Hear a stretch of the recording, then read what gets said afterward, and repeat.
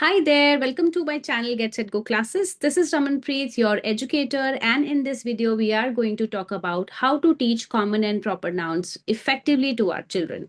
So, before understanding common and proper nouns, how to teach them, there is a video part 1 of nouns on my channel where I have explained that how can you teach the basic concept of nouns in very effective way. So here is the card. You can click above and check that video if you have not seen it yet. And thank you once again for giving so much of love to my channel. On my channel, I try to present the valuable content without any limelights and edits and all those fancy fonts. So still you are watching videos, and that's a really big thing for me. So let's get started and understand that how do we teach our children the concept of common and proper nouns in a super effective multisensory way. So for that, I would like to share my whiteboard with all of you. So let's get started now. So common and proper. Let's discuss these words first. Before we teach our children, what should we know about these words is something that is important. So common means something which is general, right? And proper is something which is specific. So these are the words that we should know first before we could explain this to our students. So today is the lesson. You are going to, your children know what are nouns, and now you are going to teach them common and proper nouns. So what is the first thing that you should be doing with them? So without telling them that today we are going to learn what is a common noun, what is a proper noun, you are going to do this activity with them. What activity? Okay, you suddenly enter into the classroom and you are going to say that, hey you, that boy, look at me, come here. So suddenly all the boys would start looking here and there. So then you will say, I'm talking to you, Rahul, come here, I want to talk to you. So the one specific name that you've taken, the child would come to you and will stand there. So now you will tell them. So this was just an activity that I was trying to do with all of you to make you understand that what topic are we going to learn today. Today's topic is about common and proper noun. Then you ask them the questions that when I was just randomly telling, hey, you boy, you come here, what happened? Why all of you were confused? So you will get back the answers that we were confused because you have not taken the name which boy you wanted to talk to. And then when you said Rahul or the specific name, we came to know that you are talking about this boy, or you're calling Rahul specifically. So then you will say, all right. So this is what we are going to learn today, the common and proper nouns. So after this activity that we have just discussed, you are going to give them the explanation. So first you are going to write down common on the board, or you can just explain verbally also. But when children, they see something, they can use their multiple senses altogether. It's a great thing. So you will tell them that common. So what comes to your mind when you hear or see this word common? So common, when I hear this word, the word general comes to my mind, something which is general or basic, such words. All right, and what comes to your mind when you hear the word proper? So when you hear the word proper, the words like specific, or you can say special, or you can say unique. These words, sorry for the spelling of special, just pardon me. Yeah. So for common, it's general and basic. So similarly, when I was telling that, hey, you boy, you come here, but you were not able to understand. But as I move to the specific name, which is a special name and a unique name, the boy whose name was Rahul came to me. This is what is all about common and proper nouns.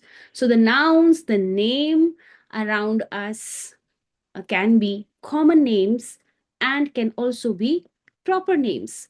So proper names are always written with a capital letter because they are special, unique, and specific. And general names are the names given to the specific group, which is general for all of that entire group. So this could be your explanation.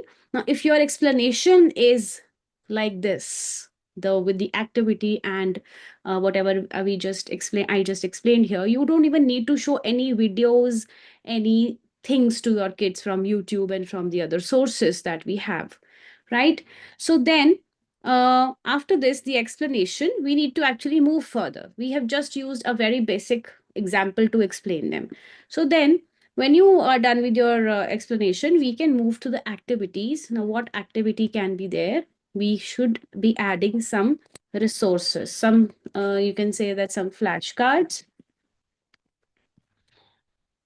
and some DIY games. Okay, I'll just show you that what are those. So flashcards, how to make good use of flashcards. So let's have a look here. I have some flashcards which I will just be showing you. So after you're done with your explanation, you can simply pick up some of the flashcards where I am going to show you the one where we have people. All right. So then if you like, I've kept them in the pair, but you might not show it to the kids. So you will ask them that who is this? This is a politician. So what do you think? Is this a general name? And you can just use the words like all the politicians all over the world are called politicians only. So this is a general name of this profession. But what if I say Narendra Modi ji?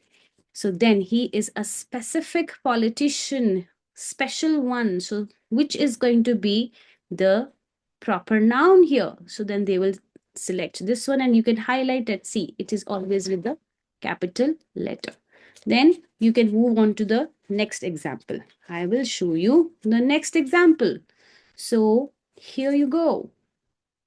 She's a teacher and he is Chanakya, a very wise teacher from the ancient times. So, teacher, but a specific one is proper noun, and the general name given to that group is the common noun, right? So, use a few from people, then you can use a few from places, bank, Indus Bank, right? And you visit a lot of malls. But what if you say that I want to go to the mall? But which mall? I want to go to Vinayak Mall. So this is general, this is specific. So these all flashcards are for places after people. Then you can have some flashcards for the animals and birds. So what if I just say parrot? And what if I say Zeke, the parrot? So this one will become proper and this is common. These all flashcards are for the animals and birds. So we have, I've added a few birds also. So these flashcards can be used in various different ways. You can simply just keep a basket here saying proper noun and common noun, and you can give flashcards to your students and they will sort them as per the basket. Like whatever is common will go in common, whatever is proper will go in proper.